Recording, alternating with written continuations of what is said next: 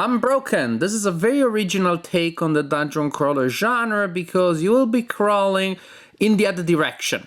This game is set in a fantasy world and it starts at the moment where your party of dungeon raiders has been slaughtered. You are the only survivor, you don't have anything with you, you're hungry, you feel weaker and weaker, and yet you still have to get out of there, and maybe you'll get some revenge on the way out by killing some of the monsters that slaughtered your friends. Very interesting idea. It is also a solitaire game, solitaire only for one player, but I guess you could have multiple players working together cooperatively to control the one survivor. And well, so you have a survival, almost like a survival horror set in a fantasy dungeon. Let's see what you got and let's see how the game works. Now you have these two nice displays here where you will place wooden cubes to keep track of things. So, say here you will use this one to keep track of the good stuff, your amount of cunning, metal, wood, food, and treasure. As you acquire these things, you will simply move these cubes up. As you lose them because of game effects or spend them to acquire benefits, then you simply move them down. Very simple. Down here you have the effort tracker. Effort, think of it as energy points. I like to think of it as the mystical energy that binds us all together, the Schwartz. So you have here the minor Schwartz that can go up to 21 points, and you can trade minor Schwartz into medium Schwartz and major Schwartz that you can use to trigger certain actions, to boost certain game effects. The idea is the Schwartz is also your life, it also represents your life points, because if it goes down to 0 and you should spend the Schwartz and you don't have any left, then you lose the game. You lose the game if you should spend any energy, any effort, and you're out of it. Then we have a second display which we use to keep track of time. The game is played in up to 4 levels, if you're lucky enough to get that far. In the first level you start with 8 time points. Level 2 starts approximately with 12, and then we have approximately 16 and approximately 19. I say approximately because you may have game effects that will make you start the next level in a worse or better position. The more time you have, the better it is. Basically, again, the game is up to 4 levels. In each level you will explore the dungeon, go through encounters, and you will spend time to do so. At any point you can choose to encounter the main boss for that level. You fight against the boss, and if you survive the encounter, then you start the next level. If you fight the boss for the 4th level and you don't die of starvation right after then you win the game. I guess you finally get out of there, you destroy the big boss that killed your friends, and hooray, you get to celebrate. If you go down to 0 time here, as you resolve the encounters in the dungeon, then you are forced to start the fight with the boss after that encounter, and there may be an ambush effect. So ideally you want to spend as much time as possible, but not to the point of getting ambushed. When the encounter starts, the monster card will tell you if the monster has any armor and how many life points.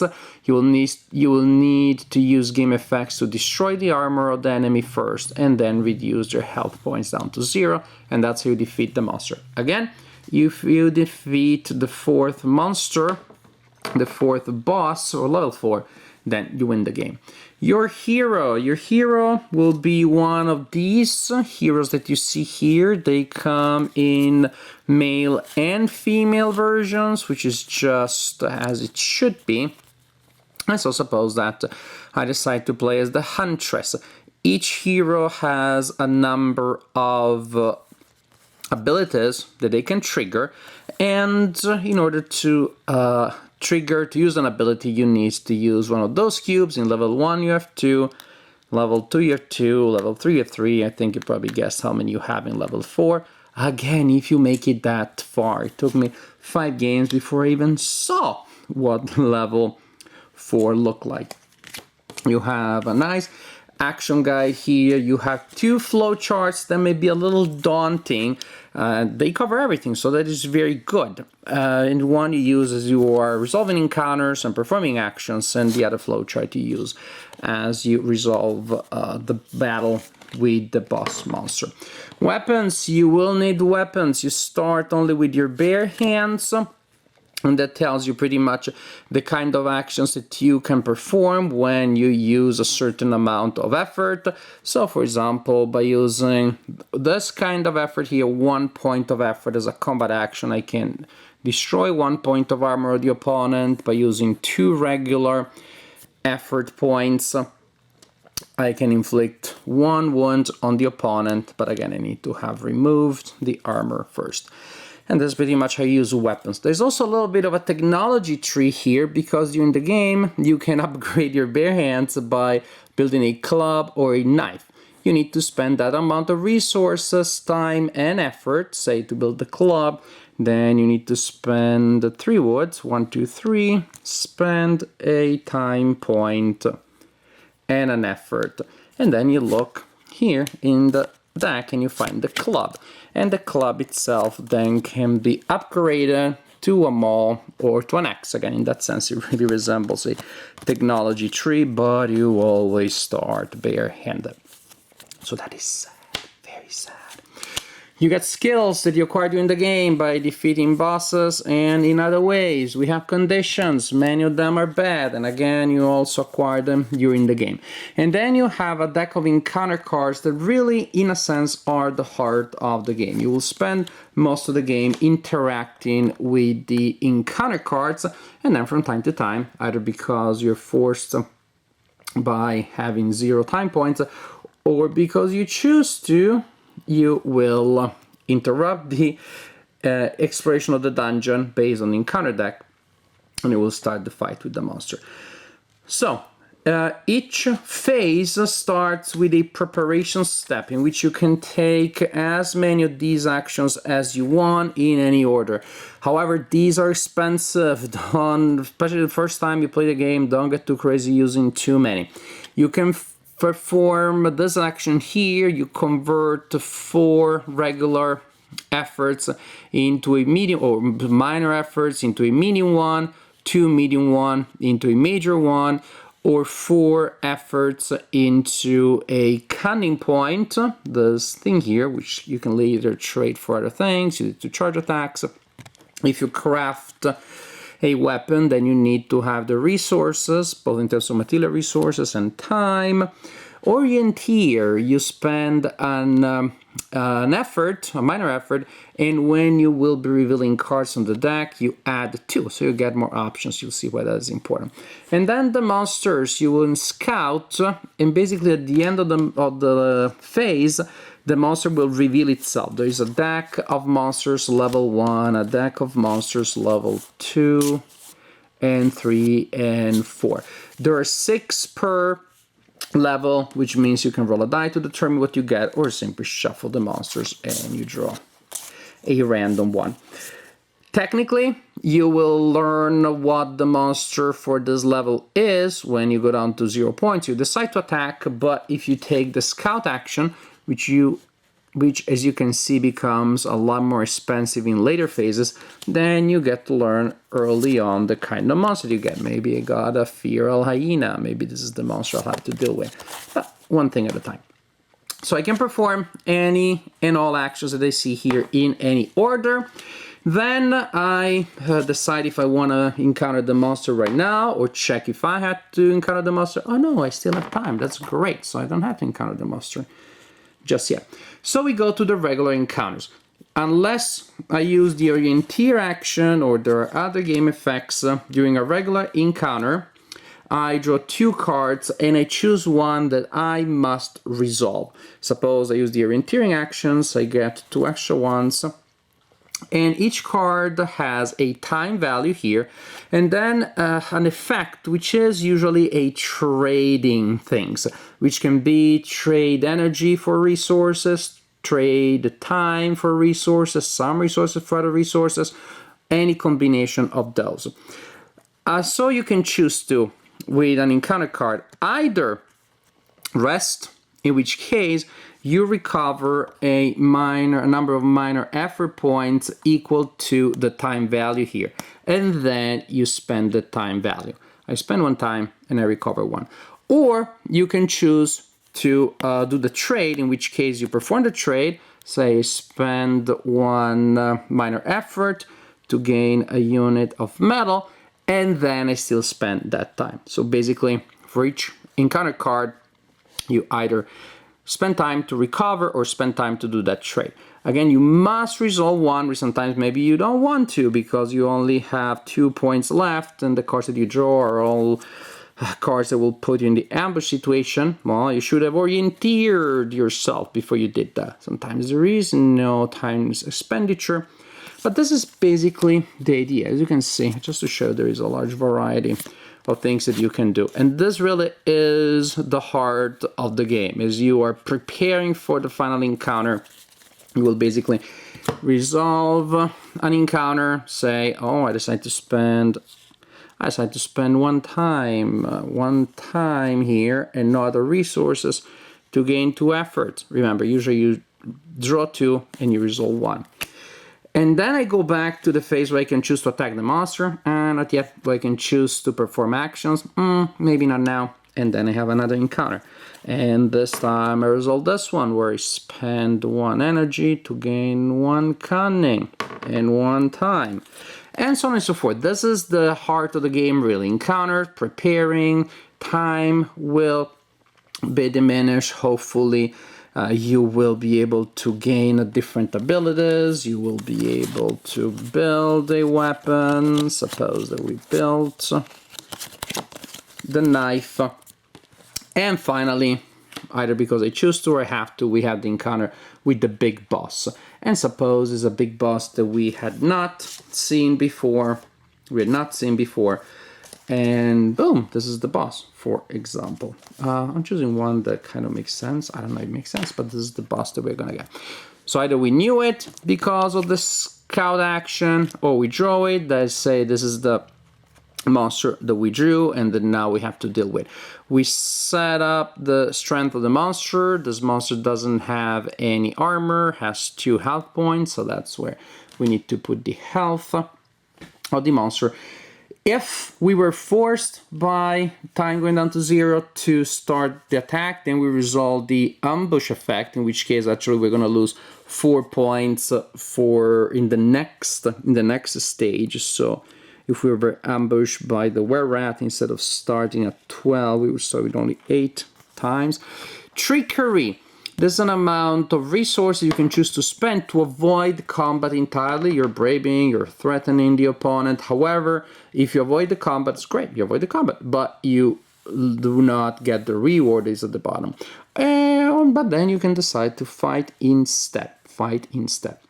When you fight, you look at your weapons and possible other actions that you may acquire through cards, and you simply trigger them. Say, for example, I decide that I want to spend 1 effort to do 1 point of damage to my enemy, and that's precisely what I do, just like that. Or I could have chosen, maybe if I had all the right energy and resources, to use this one here, then I would have inflicted 3 points. Basically, you do 1 action from this card, your weapon card, or other cards you may have, but still 1 action, then the monster gets to act. And the actions of the monster, you roll a die, and you simply resolve the effect indicated here. These are fairly basic effects. You may get wounded, the were-rat steals stuff from you, confuses you. Other monsters may have more elaborate things. Here you would get actually a condition that would apply to the following turn, to the following level. And you continue like this during combat. You take 1 action and you roll for 1 other actions until we either you die, you should spend effort and you can't, or the monster goes down to 0. You may also have combat abilities that you may trigger there, again by spending cubes. Finally, if you survive, you gain the reward, which is indicated here, and there will be usually a skill card. Skills cards are very useful. Feel free to pause the video if you want to read the text of some of these. Each time that you gain a skill, you draw 2 and you select 1. and you place it next to your character, and so now you can use it whenever the effect described on the card applies. But then also there may be bad stuff. Suppose that the were-rat really made me a friend, then the next turn I will not be able to rest during the exploration step. So that is, when I'm resolving encounters, I cannot choose to rest. I have to do the actions indicated here if I can, so that's bad.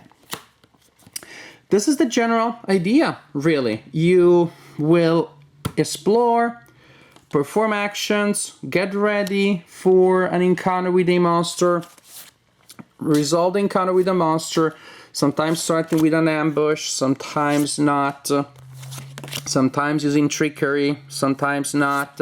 And then you alternate taking actions with your weapon and your abilities. The monster takes an action and go and like that, so on and so forth, until either you defeat the monster of level 4 or you're dead. One important thing, actually, after you die, you want to eat after you defeat the monster, you want to eat a snack, because that kind of makes you hungry. So at the end, after defeating the monster in level 1, you need to eat 1 unit of food. If you have it, you eat it, and you even regain a point. At the end of level 2, you need to eat 2 food, then 3, then 4. That is the food requirement. For each food that you have and that you eat at the end of a phase, you recover an equal number of health points. For each food unit of your food requirement that you should eat and you can't, you lose a Schwartz. And this is how it works. So you must defeat the last enemy and not die of hunger right after. Unbroken. I like solitaire games, so at least games with the solitaire option. Say most of the war games that I play them solitaire. I like fantasy, dungeon delving, dungeon crawling. So this game has many things that I like in it, and luckily enough, the execution, in fact, does justice to all of these things. This is a game that I had a lot of fun playing. Just really fun, really intense, really immersive, in the sense that you are engrossed in the game, in the sense that you feel like you are there, scouting these dark passages. And just the way that the dungeon idea is turned around, to me, that is very, very interesting. It's very innovative, it's very fresh. Interesting enough, recently I played another game which also was a solitaire or solitaire-friendly fantasy game, which was called Set a Watch. And what I complained about when talking about the game was that the game was only about attrition. Pretty much you start at as strong as you already were, and during the game the enemies will weaken you, and you're trying to preserve your condition as similar to the initial one as possible before the final confrontation. And that to me just was a little bit flavorless. Here you start in a situation which is even more interesting than if you are a level 1 rogue, a level 1 magic user with big hopes and dreams about make it into the dungeon. You start in a terrifying situation, you don't have any weapons, you don't have any items. And so you have a nice balance here between progression and, I would say, quote-unquote self-improvement. You need a better weapon, you need some items, you need to acquire some cunning, some treasure, etc., etc. And at the same time, attrition. That tension there, you're trying to build your resources, to store as much effort as you can, but at the same time, you spend effort to make efforts, and so that's the tension of the game, which really is what makes the game so interesting. Every decision has a cost. It may be a cost in terms of resources, it may be opportunity cost, time. Nothing is for free, but the final confrontation with the monster is coming. Now, of course, there is, I find, a considerable luck element, just because of certain die rolls and because of certain cards. But that's okay. You can expect that. With a solitaire game, you need to have that element very often so that the game has an unpredictable element. Otherwise, you're just playing chess against yourself. And this game will throw a lot of surprises in your way. And sometimes, yes, it'll be not like the great Hollywood survival movie where the hero gets exhausted at the end but just powers through and makes it. No, the hero is there and is powering through the final encounter and gets eaten, gets killed by a variety of big baddies. So it's fun. It's fun to see those elements. Again, there's definitely a thriller / almost horror element in the tension that the game generates, which is refreshing. Come to think of it, it should be pretty scary to be in a dungeon. You're in an underground system full of monsters and traps, but we played that so much that it has almost become routine to us. This is a game that would say this game brings back the awe and magic of dungeon delving by turning the dungeon into the terrifying place that it was always supposed to be. I don't know, there's a luck element, which again may be too much for some of you, may be annoying. I didn't mind it. The game doesn't last long, especially if you get eaten by a shrieking fungus early on or by some other weird monster. Hey, that happens, then your game was 5 minutes, you set it up again. Otherwise, you can play it in 30-20 minutes or so, and it's just a sweet spot, just the game that you can play before dinner, and then you can talk about your adventures over dinner to your mesmerized relatives and friends. I like it. Production values very high. I like the fact that there are those little growths in the counters, in the player rates, so that you're sliding the cubes and they don't just sit on top of the thing where they're likely to move around by mistake. I like the art. It's very atmospheric. It's really appropriate to this thing. It captures the general idea of this terrifying, scary, dark dungeon. So, I like it. Unbroken. Again, maybe another limitation for somebody is this game is pure solo only, which of course makes it less flexible than if you have a copy of the game with a solo option. On the other hand, I can totally see, say, 2 people working together and making decisions for the survivor thing. There's that possibility there, but definitely mainly a solo game. Definitely a fun take on the dungeon genre, which is so popular in modern gaming that you almost wonder if there is anything new that can still be said about it. Yes, there are still new takes on the genre that make the genre fun again, make the genre fresh, and bring an innovative take on it. Unbroken. I like it.